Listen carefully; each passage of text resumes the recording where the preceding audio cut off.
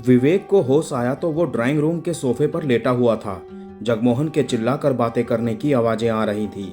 किसी लिए आया है वो मवाली गुंडा यहाँ? डैडी, वो मेरा दोस्त है। महेश की आवाज आई। वो तुम्हारा दोस्त है या दुश्मन? तुम्हारे पुरसे को आया था। इसे भी कहीं से गलत खबर मिल गई होगी पिताजी, जैसे किसी ने अंजलि को टेलीफोन पर दे दी थी। मैंने तुमसे कहा था इस नालायक की दोस्ती छोड़ दो, यह तुम्हारा कैरियर भी चौपट कर देगा। डैडी, अब मेरे कैरियर में रखा ही क्या है? कितने दिन और?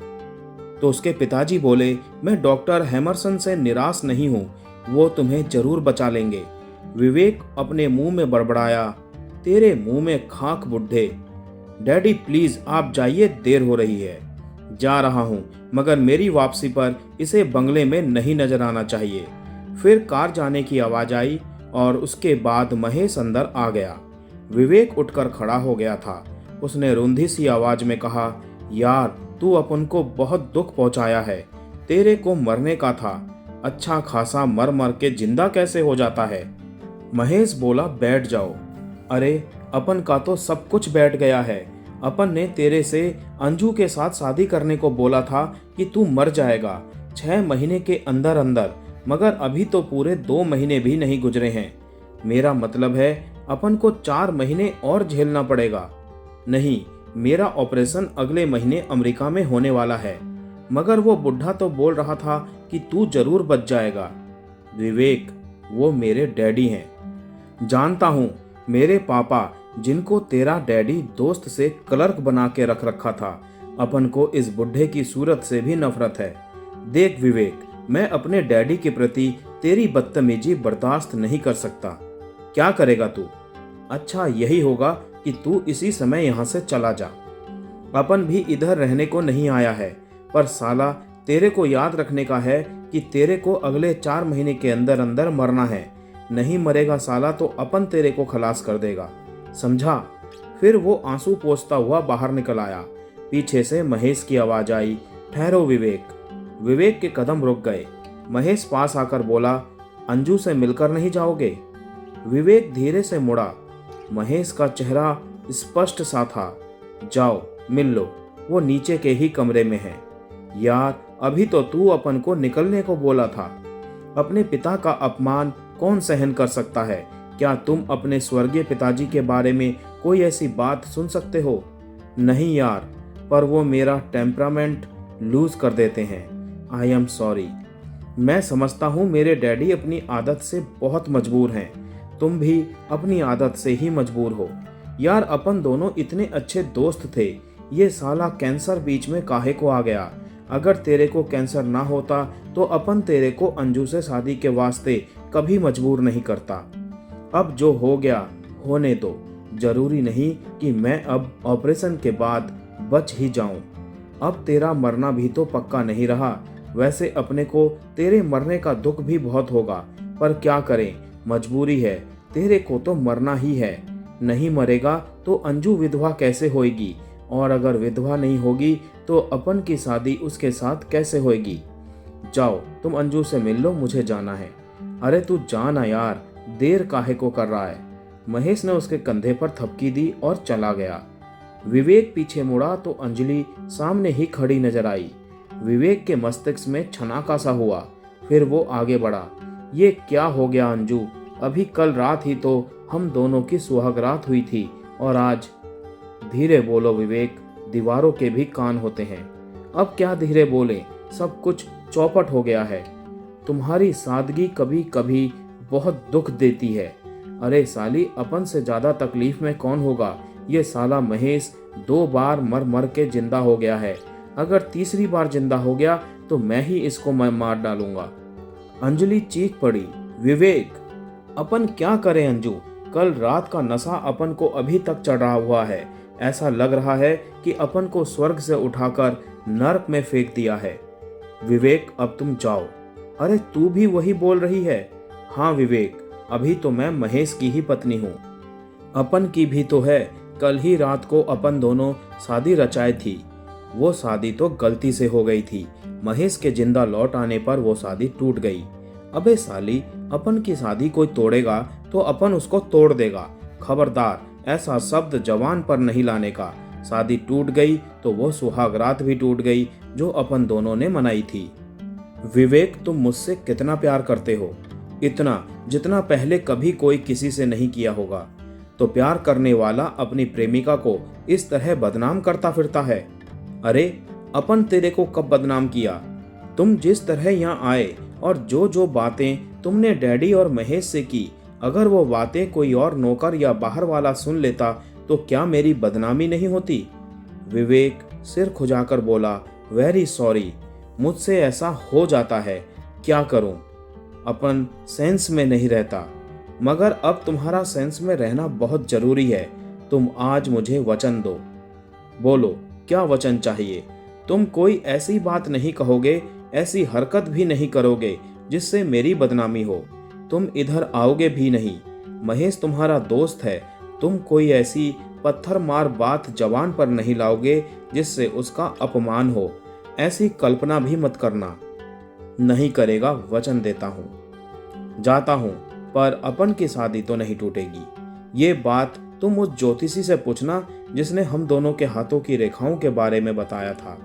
विवेक कुछ देर खड़ा उसे देखता रहा, फिर वो चुपचाप लौट गया। अंजलि खड़ी उसे पीछे से तब तक देखती रही जब तक वो दृष्टि से ओझल नहीं हो गया।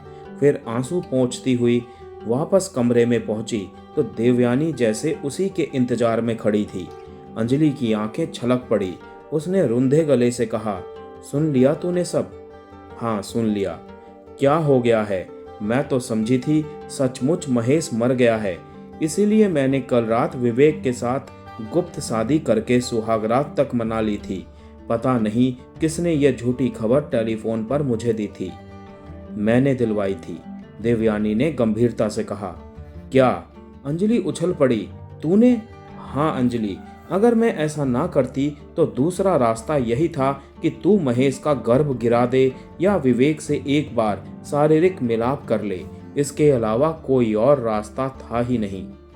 मैंने तुझसे कहा था ना कि अगर विवेक को महेश के स्वर्गवासी होने के बाद पता चला कि तू महेश के साथ सुहागरात मना चुकी है और तेरी कोख में महेश का गर्भ है तो वो तुझे स्वीकार नहीं करेगा। इसके लिए तू या तो अपना गर्भ गिरा दे या विवेक से एक बार शारीरिक मिलाप कर ले। मगर मैं जानती थी कि विवेक तुमसे शादी किए बगैर ऐसा संबंध नहीं जोड़ेगा, इसलिए मैंने एक और यह पता लगाया कि महेश और अंकल को कब तक दिल्ली में रुकना है। और दूसरी ओर मैंने विवेक की जन्म कुंडली एक ज्योतिषी को दिखाकर उसे काफी रकम देकर यह झूठ बोलने पर मजबूर किया कि वो विवेक से कह दे कि विवेक केवल 24 घंटे के अंदर अंदर शादी कर सकता है। अगर 25वां घंटा शुरू भी हो गया तो उसकी मां मर जाएगी। फिर मैंने मंगली काका के नाम से तुझे महेश के ऑपरेशन टेबल पर दम तोड़ देने की खबर पहुंचा दी। फिर मैं खुद ही तेरे पास आई और तुझे विवेक से शादी करने पर राजी होना पड़ा और इस तरह तेरी सुहागरात भी हो गई। अब तू विवेक से कह सकती है कि तेरी कोख में महेश का नहीं तेरा ही गर्भ है। हे भगवान, तूने इतना बड़ा फ्रॉड कर डाला। देवयानी मुस्कुराकर बोली, सब कुछ अपनी सहेली और अपने भोले भाले हस्बैंड की खातिर। मगर क्या इस तरह विवेक की जिंदगी खतरे में नहीं पड़ गई? वो कैसे? मैंने महेश को कभी दिल से हस्बैंड स्वीकार ही नहीं किया था। कल पहली बार विवेक को ही दिल से हस्बैंड स्वीकार कर पाई। पर इस तरह क्या विवेक ही मेरा पहला सुहाग नहीं बन गया? अरे तू कितनी भोली है। क्या मतलब? अरे तेरे हाथ की रेखा में लिखा है कि तेरा पहला पति मर जाएगा। हाँ, लिखा तो है, इसीलिए तूने विवेक की बजाय महेश से शादी कर ली। हाँ, और तूने महेश को दिल से पति नहीं माना।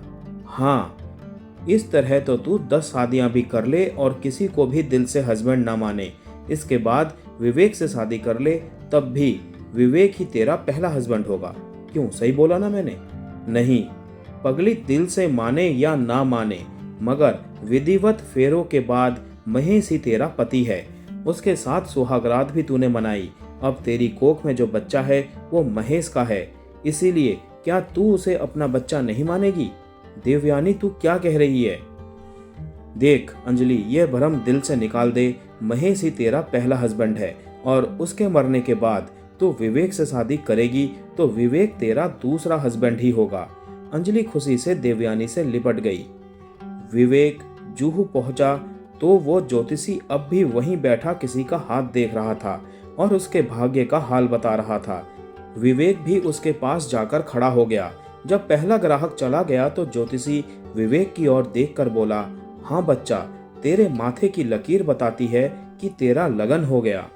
बाबा, तुमने एक बार मेरा और मेरी प्रेमिका का हाथ देखकर बताया था कि मेरी पहली पत्नी मर जाएगी और मेरी प्रेमिका का पहला पति। याद है बच्चा, उस दिन तेरी प्रेमिका पर शनि की छाया थी, मगर वो दिन तेरे कारण कुशलता से गुजर गया था। बाबा, मैंने अपनी शादी एक बुरी लड़की से कर ली थी, जो अगर मर भी जाएगी तो समाज का कलंक मिट जाएगा, मगर वो तो अब तक जिंदा है। बेटा, तेरी पहली पत्नी को तो मरना ही है। मैंने अपनी प्रेमिका की शादी एक ऐसे दोस्त से करवा दी है जो कैंसर का रोगी था और 6 महीने में मरने वाला था। अच्छा, फिर क्या हुआ? वो अपने बाप के साथ दिल्ली गया था। वहां से किसी ने झूठी खबर भेज दी कि वो मर गया है। मुझे एक ज्योतिषी ने मेरी जन्म कुंडली देखकर बताया कि अगर मैंने 24 घंटे के अंदर अंदर शादी नहीं की तो अगले 10 बरस तक मेरे ब्याह के लिए कोई शुभ मुहूर्त नहीं है। अच्छा जी, इसीलिए कल रात अपन ने अपनी प्रेमिका से शादी कर ली जिसके विधवा होने की खबर आई थी। फिर पर आज उसका पति जिंदा लौट कर आ गया। ओहो, तो अपन ने अपनी प्रेमिका से कल जो शादी की थी वो टूट गई या नहीं टूटी? बच्चा, वो शादी तो कानूनन भी टूट गई और धर्म के अनुसार भी, क्योंकि उसका पहला पति जिंदा था। शादी धोखे में कर ली गई। विवेक के मस्तिष्क में एक छनाका सा हुआ। उसने पूछा, अब अगर अपन उसके विधवा होने के बाद उससे शादी कर ले तो वो शादी शादी ही होगी, पर वो विधवा तो होएगी ना। उसके हाथ की रेखाएं तो यही कहती है, मगर तुम जरा अपना हाथ दिखाओ। विवेक ने हाथ बढ़ा दिया। ज्योतिषी ने हाथ देखा, फिर ध्यान से विवेक की ओर देखकर कहा, तुमने पहली शादी किसी दूसरी लड़की से की थी ना? हाँ, दूसरी शादी धोखे से तुम्हारी प्रेमिका से ही हो गई और फिर वो शादी टूट भी गई। हाँ, तो क्या हुआ? तुम्हारे हाथ में तीसरी शादी की तो रेखा ही नहीं है। पर अपन तीसरी शादी करेगा ही क्यों? तुम अपनी प्रेमिका के विधवा होने के बाद उससे शादी करना चाहते हो ना? लेकिन लड़की तो दूसरी ही है। तुम्हारी रेखाओं में पहली, दूसरी या तीसरी लड़की नहीं, दूसरी शादी लिखी है और वो शादी तुम कर भी चुके हो जो टूट भी गई। विवेक के मस्तिष्क में जबरदस्त छनाका हुआ। उसने होंठों पर जबान फेर कर कहा, पर बाबा, अपन तो उसके बगैर मर जाएगा। बेटा, भगवान की इच्छा को कोई नहीं टाल सकता। ऐसा नहीं बोलने का बाबा, अपन को अपनी प्रेमिका मांगती है। हमें क्या मालूम था कि वो शादी धोखे से हो गई है और टूट भी जाएगी। आप ही कोई उपाय बताओ बाबा, वरना अपन आत्महत्या कर लेगा। ज्योतिषी ध्यान से उसका हाथ देखता रहा, फिर विवेक का माथा भी देखा तो विवेक ने कहा, बोलो ना बाबा। बच्चा, उपाय तो है, मगर क्या? शादी तुम कर नहीं पाओगे, इसलिए कि तुम्हारा मन दर्पण के समान साफ है। तुम्हारी अंतरात्मा तुम्हें पाप नहीं करने देगी। बाबा, पाप भी कोई उपाय बन सकेगा? बन जाता है बच्चा, बिल्कुल ऐसा जैसे कभी कभी जहर अमृत बन जाता है। पर अपन को क्या पाप करने का है?